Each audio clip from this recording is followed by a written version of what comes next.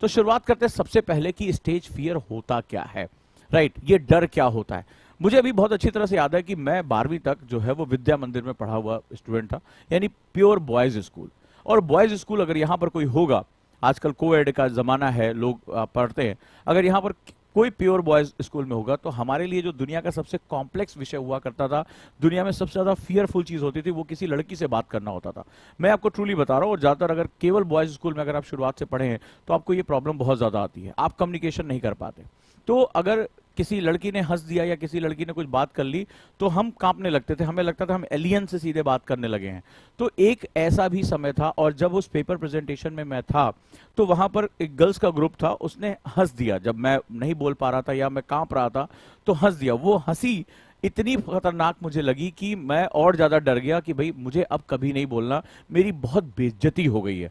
तो stage fear के कई चरण होते हैं, और ये जो फियर फोबिया में कन्वर्ट हो जाता है तो आपका उससे निकलना असंभव हो जाता है। तो आपको क्या करना पड़ेगा, अपने इस जो स्टेज फियर है, यानी जो कम्युनिकेशन फियर है, उसको फोबिया में बदलने से रोकना पड़ेगा। उससे पहले आपको इसका इलाज करना पड़ेगा, नहीं तो अब जिंदगी भर आप इस डर से कभी भी नहीं निकल पाओगे, आपके हाथ पैर कांपने लगेंगे। तो चलिए सबसे बात करते हैं कि आखिर स्टेज फियर का कारण क्या होता है, कॉजेज ऑफ स्टेज फियर। तो सबसे पहली बात होती है कि हम दूसरों के नजरिए से खुद को देखने लगते हैं। जहां जहां मेरी बात अच्छी लगे, एक सिंपल सी हार्ट की इमोजी भेज देना, मुझे लगेगा कि हाँ मेरे स्टूडेंट मुझे ध्यान से सुन रहे हैं और मेरी बात उन तक पहुंच रही है। जो मैंने खुद की अपनी लाइफ से रियलाइज किया है वो ये था कि लोग क्या कहेंगे। मैं हमेशा अपनी इमेज को दूसरों की नजर से देखता था, हमेशा। ये एक इंपॉर्टेंट है कि मैं उनकी नजर से कैसा दिख रहा हूं, मैं सही से कपड़े पहने कि नहीं पहने हैं, लोग हंस तो नहीं देंगे, मेरे बारे में कैसी बातें करेंगे। तो ये सबसे पहली स्टेज होती है जब आपको डर लगने लगता है, स्टेज फियर हो जाता है। तो हमारा सबसे बड़ा रोग होता है, सबसे बड़ा रोग क्या कहेंगे लोग। ये जो पहला कारण होता है वही हमें एक पब्लिक स्पीकिंग से रोक देता है। जब हम ये सोचते हैं कि लोग क्या कहेंगे, लोग हंसेंगे। क्योंकि मैं आपको बताऊंगा कि ओजांक के इंट्रोवर्ट से एक्सट्रोवर्ट बनने के पीछे एक क्षण था, एक ऐसा जो है चीज थी, एक ऐसी घटना थी जिसने मुझे बदल के रख दिया, और यहीं से मैं आपको वो चीज बताऊंगा। दूसरा, रिकॉग्नाइजिंग द सिम्टम, कि क्या वास्तव में आपको डर लगता है, कैसे फील होता है। जब भी आप पब्लिक स्पीकिंग के लिए जाएंगे तो सबसे पहले चीज जो होती है वो ब्लैकआउट होती है। मतलब अचानक से आपको ऐसा लगता है कि सब कुछ काला काला सा होता चला जा रहा है। कितने लोगों ने ये कोशिश की है कि जब वो किसी के सामने खड़े होकर बोलने जाते हैं, जब तक आप सामने चेयर पे बैठे हुए हैं, ठीक है, आप जब तक आप चेयर पे बैठे हुए तब तक आपको लगता है कि अरे मुझे ये भी आता है, मुझे ये भी आता है, अरे ये मैम ने सवाल पूछा है, सर ने सवाल पूछा, मुझे ये आता है, बताते रहना अगर मैं सही बोल रहा हूं तो। लेकिन जैसे ही आपको स्टेज पे बुलाया जाता है या क्लास के बीच में बुलाया जाता है, आप अचानक से ऐसा लगता है कि सब कुछ गायब हो गया, सब कुछ वहां से मिट गया, ब्लैकआउट हो जाता है। दूसरा क्या सेगमेंट होता है, शिवरिंग शुरू हो जाती है, आप कांपने से लगते हैं, अजीब सा आपको कपकपाहट शुरू हो जाती है। मतलब ऐसा लगता है हाथ पैर कांप रहे हैं, बॉडी पे कंट्रोल नहीं हो रहा है, पैरासिम्पैथेटिक नर्व एक्टिव हो गई, क्या बोले, सांस फूलने लगती है कई लोगों की।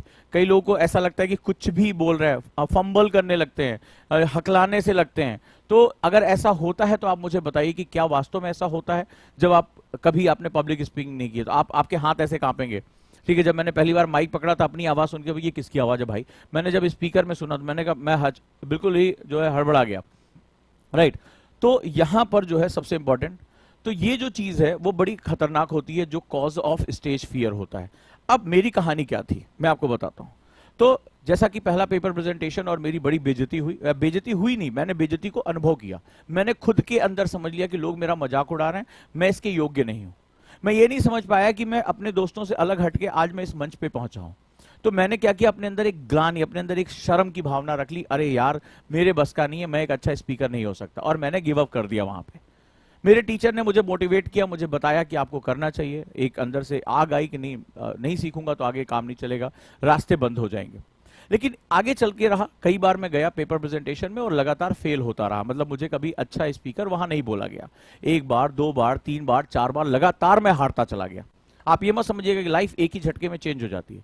एक घटना ने मुझे बदल के रख दिया। वो घटना ऐसी थी कि एक कंपटीशन था, इंटर स्टेट कंपटीशन, जिसमें मुझे नहीं जाना था, एक्चुअली में मेरे दोस्त को जाना था। वो एक स्टेट लेवल पे कंपटीशन हुआ करता था। तो उसके पास पास था, उसने कहा अरे यार संडे कौन जाएगा अपना टाइम खराब करने, मैं मूवी जा रहा हूं, तुम ये मेरा पास ले लो। मैं उसकी पास पे चला गया, चलो भाई चलते हैं, मेरे पास कोई ऐसा काम धाम नहीं है। तो चला गया वहां पे। शुरुआत में ऑब्जेक्टिव क्वेश्चन थे और क्विक रैपिड थे, तो कुर्सी पे बैठ के करना था आराम से। मैंने कहा ये तो बड़े आराम से हो जाएगा। तो क्या हुआ कि मैं वो कंपटीशन आगे क्वेश्चन का आंसर देता रहा, तड़ातड़ आगे बढ़ता रहा।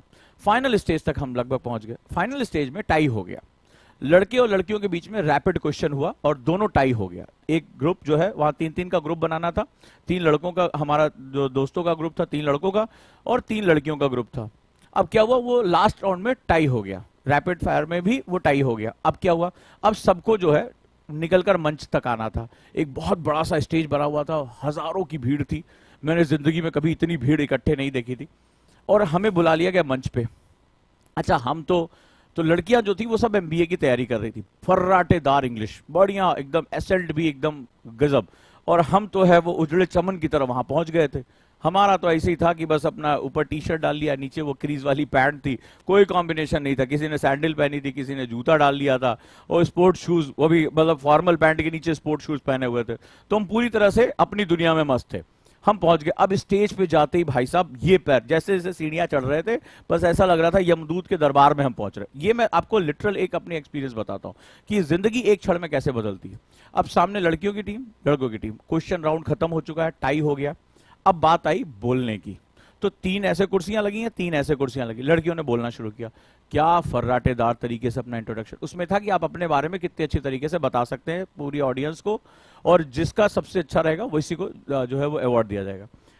तो भाई उन्होंने बोलना शुरू किया। एक ने बोला, ऐसा लगा बीबीसी लंदन ट्यून हो गया है। हमने कहा भाई, अब हमने जो है कुर्सी धीरे धीरे हत्थे पकड़ने शुरू किया। नहीं, हम अब धीरे धीरे पंजों के बल आ रहे थे कि कोई देखे ना, हम स्टेज से भाग लें। अच्छा, स्टेज था ऊंचा, भाग भी नहीं सकते थे। ठीक है, अब उसके बाद क्या हुआ, दूसरे ने बोलना शुरू किया, और अच्छी इंग्लिश, और अच्छे फर्राटेदार तरीके से। अब तो हमने कहा भैया हमारा यहाँ कोई जगह है नहीं, यहां तक पहुंच गए, बहुत है, मोर देन इनफ है। फिर तीसरा हुआ, वो भी ऑसम, एक से बढ़िया। अब हम लड़कों की बारी आई।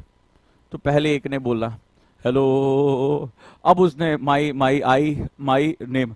अब भैया जब उसने बोलना शुरू किया और जनता ने उधर ठाके मारने शुरू किया, आई, तो माई सेल्फ रवि कुमार, ऐसे बोलना शुरू किया।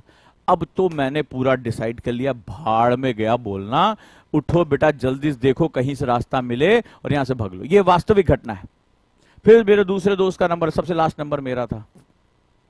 अब उसकी भी वही हालत, वो टूटी फूटी आई माई इज एम आर में हम लड़कों की पूरी जो है वो बात हो जाया करती थी, उसकी भी वही हालत। अब तो मेरे सामने एकदम ब्लैकआउट, कुछ मुझे दिखा, वैसा लग रहा था कोई हॉल में ही नहीं, चारों तरफ ब्लैक होल है। ऐसी स्थिति हो गई थी। मैंने डिसाइड कर लिया मैं क्विट करूंगा, मैं समझ जाऊंगा कि मैं चलो लास्ट राउंड तक पहुंचा, इतना बहुत है, इतने हजार बच्चों में यहां तक पहुंच गया। देन सडनली कुछ ऐसा हुआ कि अंदर से आंख बंद की, मैं कांप रहा था डर के मारे बुरी तरीके से।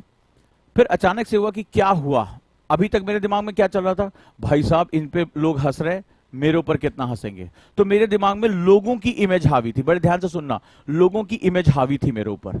मैं उनके मुझे कानों में सुनाई पड़ा था, लोग हंस रहे हैं, ठाके लगा रहे हैं, मेरी बेइज्जती कर रहे हैं, अंडे टमाटर फेंके जा रहे हैं, जो जो मैंने पिक्चरों में देखा था सारे सीन आ गए। अगर आप में से कभी भी कभी भी जो है, तो अगर यहां पर अगर आप देखेंगे तो आपको इस तरह के कभी फीलिंग आएगी, आप देखना कि इस तरह की सारी चीजें आपके कान में आ जाती हैं। अब इस तरह से अगर आप देखें ध्यान से, तो बहुत ज्यादा चीजें जो है वो होने लगी।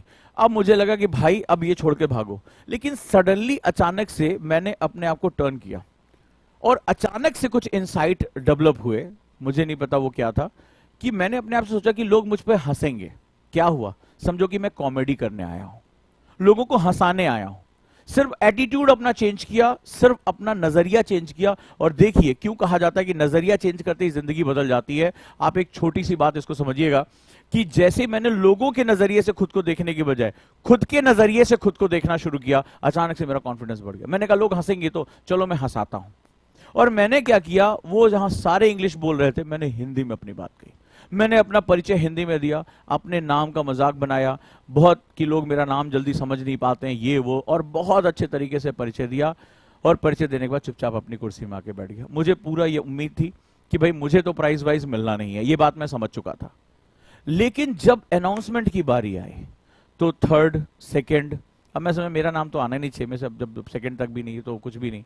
लेकिन जब फर्स्ट प्राइज की बात हुई तो जज ने जो कहा कि हम इस लड़के की बॉडी लैंग्वेज देख रहे थे कि इसने कैसे, ये शुरुआत में जब उठा अपनी कुर्सी से तो ऐसा लग रहा था इसका शरीर कितना भारी है, ये असमंजस में था, इसके चेहरे पे दिखाई पड़ा। लेकिन इसने समझा कि मुझे यहां इंग्लिश में नहीं बोलना है, मुझे अपनी बारे में बात करना है। इसने हिंदी में बात की और ये मंच पे जाकर खड़ा हुआ और इसने अपनी बात को बहुत अच्छे तरीके से रखा, लोगों को एंटरटेन किया और लोगों ने इस पे बहुत तालियां भी बजाई। और इसने इस बात को समझा कि लोगों के साथ कम्युनिकेशन करने के लिए हमने कहा था, अपने बारे में बताने का मतलब होता है कि खुद को कितने बेस्ट तरीके से अपना बेस्ट वर्जन लोगों के सामने रख सकते हो। हमने ये नहीं कहा था कि अपनी बात को इंग्लिश में रखनी है, केवल हिंदी में रखनी, कुछ नहीं कहा था। इसने वो चीज पकड़ी और जब मुझे यकीन नहीं हो रहा था कि मुझे वहां पर फर्स्ट प्राइज दिया गया, तो एक ही क्षण में मैं छोड़कर भागने वाला था और एक ही क्षण में